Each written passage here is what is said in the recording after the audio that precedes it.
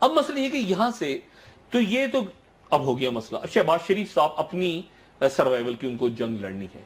ان کے بہت سارے کرپشن اسکینڈلز جو سامنے آ رہے ہیں وہ ان کی فیملی کے اندر سے آ رہے ہیں. ٹھیک ہے, بہت سارے. اور شہباز شریف صاحب بہت زیادہ میڈیا کو نہ کوسیں, وہ اپنے دائیں بائیں چیک کریں, ان کی فیملی کے اندر سے ہی آ رہے ہیں. ٹھیک ہے, اور اب تو ہر ایک کو پتا ہے. میں نے 2 سال پہلے بات شروع کی تھی تو خوب گالم گلوچ شروع ہو گئی تھی کہ اب تو ہر بندہ یہ بات کرتا ہے کہ مریم نواز صاحبہ کا یا حمزہ کا یا باقی لوگوں کے اپنے.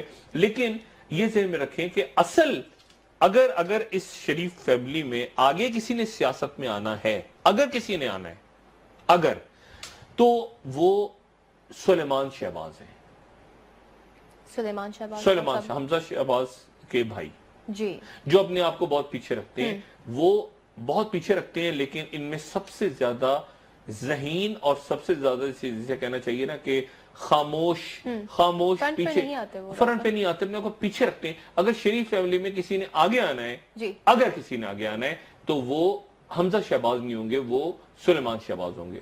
ٹھیک ہے نا, کیونکہ حمزہ شہباز جو ہیں ان کے بھی مطلب ان کے والد بھی ان سے خوش نہیں ہے بہت زیادہ, کہ وہ کہتے ہیں کہ تم نے بھی جو ہے نا بہت زیادہ معاملات خراب کیے. تو سلیمان اگر یہ فیملی میں پالیٹکس چلتی ہے تو اس میں نہ مریم ہوں گی نہ دوسرے لوگ ہوں گے, اس میں سلیمان ہوں گے جو اپنے آپ کو جنہوں نے پیچھے رکھا ہوا ہے. اور وہ عادتاً بھی لوگ کہتے ہیں کہ ان میں انکساری ہے. اور جس طرح میں نے بہت سے لوگوں سے پوچھا, میں نے کہا مریم نواز صاحبہ کرختی ہو گئی ہیں, اتنی سختی ہو گئی ہیں. تو کئی لوگوں نے یہ کہا کہ پہلے نہیں تھی, 1.5 سال پہلے یہ بڑی سافٹ, اور جب ہم بھی ملتے تھے تو بڑے سافٹ اور بڑی, اب ان کے اندر وہ کرختگی اور وہ بہت زیادہ جو فیکٹر میں کل بیان کرتا, لیکن بارہ چھوڑ دیں. اللہ تعالیٰ خیریت سے ان کو رکھے.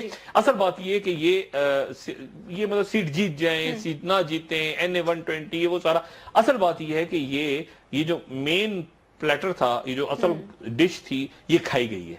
ٹھیک ہے, یہ گڑپ ہو گئی ہے, اور اس میں شہباز شریف صاحب بھی جائیں گے آگے.